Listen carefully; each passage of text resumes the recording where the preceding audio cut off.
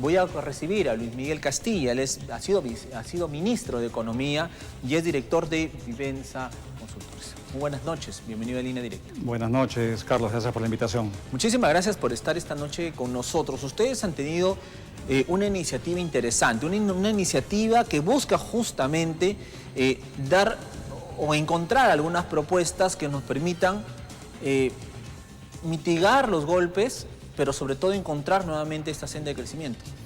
Así es, encontramos un grupo de especialistas que tenemos experiencia en la gestión pública, que ya hace mucho tiempo estamos entrampados en el país en falta de propuestas, en falta de discusión de ideas, de cómo salir de este marasmo, de falta de discusión de programas para poder retomar el rumbo, ¿no? El rumbo económico.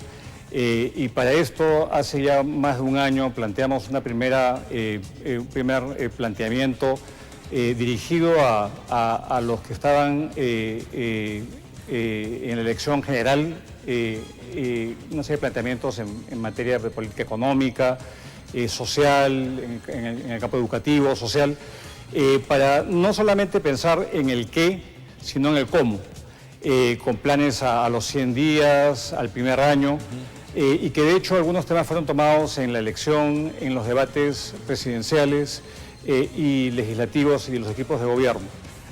A partir de eso y de cara a los resultados de las elecciones, donde la elección claramente mostró una división entre las principales ciudades del país, entre Lima y el interior, es que hemos puesto el foco en las regiones del país. Hay una clara división, una desconexión notoria entre la realidad regional y el centro, ¿no? El Lima, y hay una cuestión de contraste, y en esta oportunidad acabamos de presentar en la ciudad de Trujillo propuestas del Bicentenario, rutas para el desarrollo regional, en esta oportunidad de cara a plantear propuestas que ojalá sean tomadas por aquellos que quieren optar por la gobernación regional, por la alcaldía provincial y distrital, pensando en el desarrollo productivo. Carlos, la principal preocupación del peruano es el trabajo, es crear oportunidades. Está cansado de tanto debate estéril que hay en el país y busca oportunidades en una economía cada vez más desafiante. Entonces, creemos que es oportuno tener a los ciudadanos que estén informados de cuáles son aquellas propuestas que pueden efectivamente mejorar la calidad de vida del ciudadano a pie. Y siempre dentro de estos 8 ejes que ustedes identificaron. Correcto. Nosotros hemos identificado ejes que van desde temas de reactivación económica hasta temas que tienen que ver con la salud, la educación, sectores tan importantes como la minería, la agroindustria, el desarrollo sostenible, la gestión pública, que es tan importante, un Estado eficiente y transparente, ¿no? En una coyuntura en la cual esto está ausente y la falta de confianza y de consensos en un camino común en el país que cada vez está más polarizado y más dividido, ¿no? Efectivamente. Son ocho ejes los que se enmarcan dentro de esta propuesta. Está reactivación económica, Estado eficiente, lucha contra la pobreza, salud, educación, actividades extractivas, agricultura en este caso y sostenibilidad ambiental y cambio climático. Son estos 8 ejes, 8 pilares que de poder construirlos y fortalecerlos podemos tener ese impulso para volver a crecer. Ahora, en cuanto a reactivación económica, vamos eje por eje, en cuanto a reactivación económica, no estamos de alguna manera, o sea, después de 2 años de pandemia, se supone que ya debemos habernos reactivado, pero esta reactivación es demasiado lenta, Hugo. No sé qué perspectivas le da a usted. Mire, es lamentable, Carlos, lo que está pasando en el país, porque luego de pasar por una crisis muy complicada, una parálisis por la pandemia, y habernos ya recuperado el año pasado con un crecimiento básicamente estadístico, impulsado también por precios elevados de las exportaciones, especialmente de los metales. Ahora, superado esa etapa, hemos caído en un menor crecimiento cada vez más profundo, producto de la desidia, producto de un mal gobierno, de decisiones erráticas que han minado la confianza y que la inversión tanto privada como pública se esté contrayendo, y algo paradójico que teniendo una coyuntura de altos precios de las materias primas, de los metales que exportamos, la producción minera se esté contrayendo, es insólito. Y esto, aparejado con un repunte inflacionario, ha hecho que el manejo económico sea mucho más desafiante.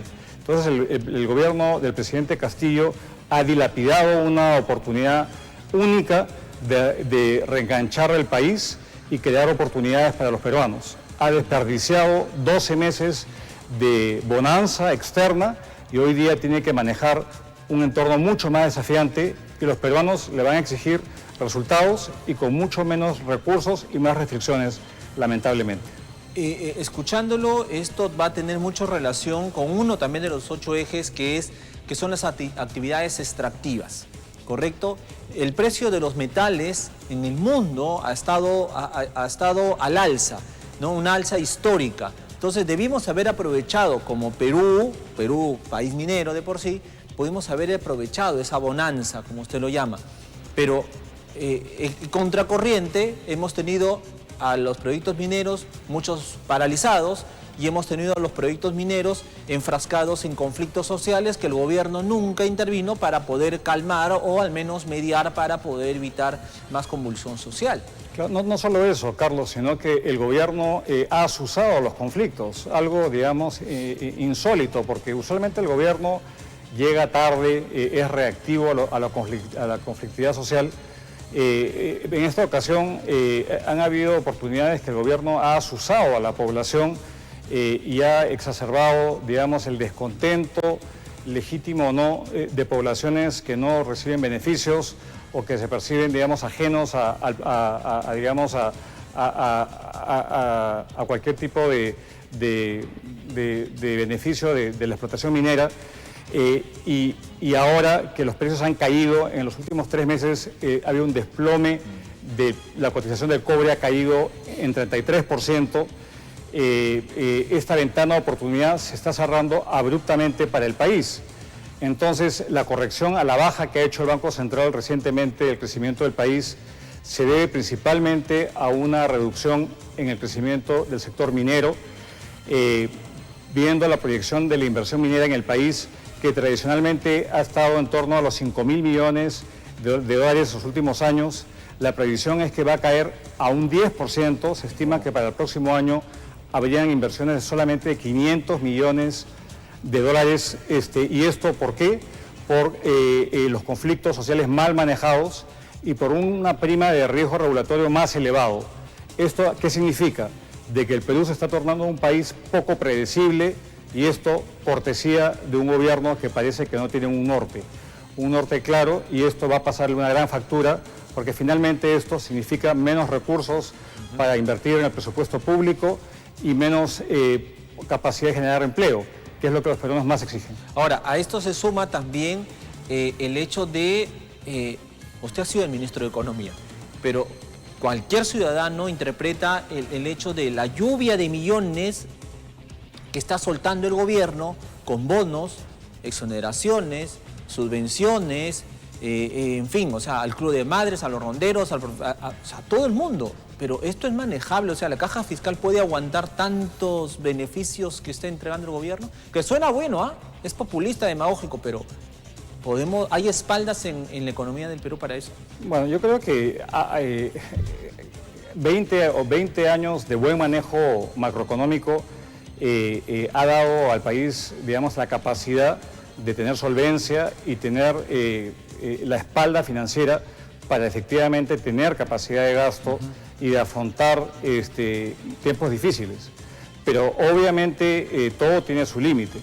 El gobierno creo que se ha creído el cuento de que la bonanza va a durar para siempre, de que los recursos son infinitos y ha comenzado a girar la chequera como si no tuviera fin. Entonces, inicialmente comenzó a girar bonos no focalizados y ahora comienza ya a tener restricciones fiscales, ¿no? comenzó a adoptar medidas inefectivas para luchar contra la inflación, exoneraciones tributarias totalmente ineficaces en una economía informal como la peruana, donde los peruanos no pagan muchos IGB, por ejemplo, o inafectaciones al selectivo que finalmente se quedan en el intermediario, en el caso de los combustibles. Entonces ahora plantea dar bonos alimentarios, que creo que está bien, pero ya llega un poco tarde a este tipo de medidas, y lo que no hace es generar las condiciones de empleo. Lo que se requiere es estabilidad, tener predictibilidad en las reglas del juego para que la inversión privada genere empleo. Acá hay muchos proyectos que están paralizados en el país y que por falta de una mínima previsión, mínimo nivel de previsibilidad en las reglas del juego se están parando. Mucha capital está saliendo y con todos estos vaivenes que están viendo y esta degradación de la administración pública por la corrupción y por los poco idóneos nombramientos, por decirlo menos, y la altísima rotación, hay una parálisis en la actuación estatal y eso también pasa factura. Entonces, lamentablemente, el país se está apagando y el mundo se está complicando. Entonces, estamos entrando en una fase muy complicada y creo, Carlos, que el gobierno no se está dando cuenta de la magnitud de los problemas que estamos entrando. Cuando el mundo se complica, el Perú tiende a tener una factura muy elevada. Y las autoridades parece que están en otro planeta pensando de que somos inmunes a lo que pasa afuera en discusiones estériles y planteando cambios y promesas de panaceas que no resuelven los problemas cotidianos de la ciudadanía. Entonces, creo que estamos ante, digamos, una situación muy complicada que va a requerir una madurez y un desprendimiento para salir de este marasmo en el cual nos encontramos. Efectivamente, se habla de tener un Estado eficiente, que es uno de los ejes que ustedes manejan, pero vemos que el Estado continúa siendo endeble. Vemos nombramientos de ministros que van y entran como si fueran, pues no sé, los vigilantes de Palacio. Entonces, ¿qué hacemos? O sea, no hay ni una estabilidad, o sea, no hay ministros que se puedan mantener en los meses con toda tranquilidad, ¿no? Salen, entran y no hay quien pare esto.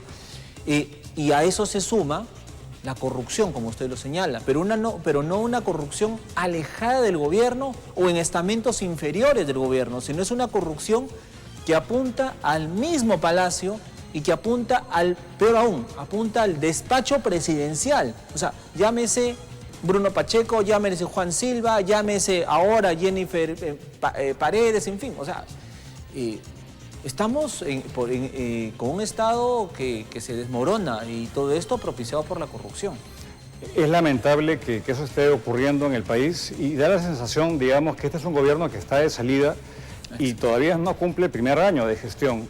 Y está llegando a lo más cercano del jefe de Estado, ¿no? Y que está más preocupado, como usted bien dice, de blindar su propia, digamos, supervivencia y la de su entorno, que de gobernar.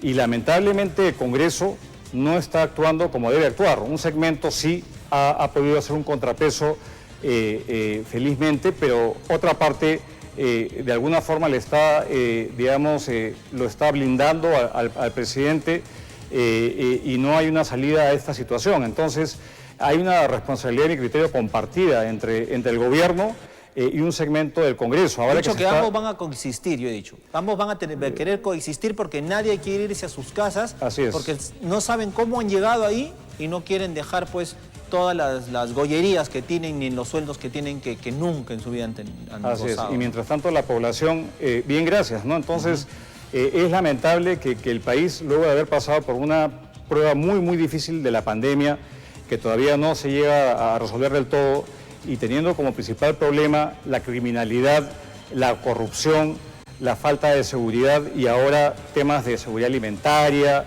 de precariedad en el trabajo, nuestros líderes no están atendiendo y hay una desconexión total de lo que es la preocupación ciudadana. Entonces, creo que iniciativas como la nuestra y otras deben apuntar a efectivamente informar a la población de lo que es importante y a exigir a las autoridades a que tomen cartas en el asunto.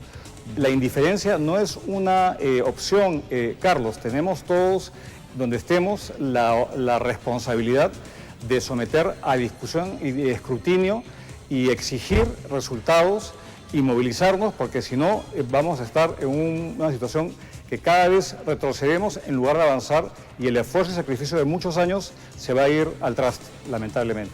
Para ir terminando, a mí me sorprende mucho la política económica de este gobierno cuando tenemos al ministro Graham dirigiendo justamente las riendas de la economía del país.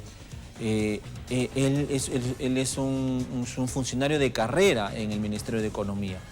¿Pero qué está pasando? Dicen, un hombre solo ante los demás tampoco puede hacer mucho, pero finalmente está. Y en buena hora que esté, porque yo sé lo que es estar en esa posición donde están todas las presiones habidas y por haber,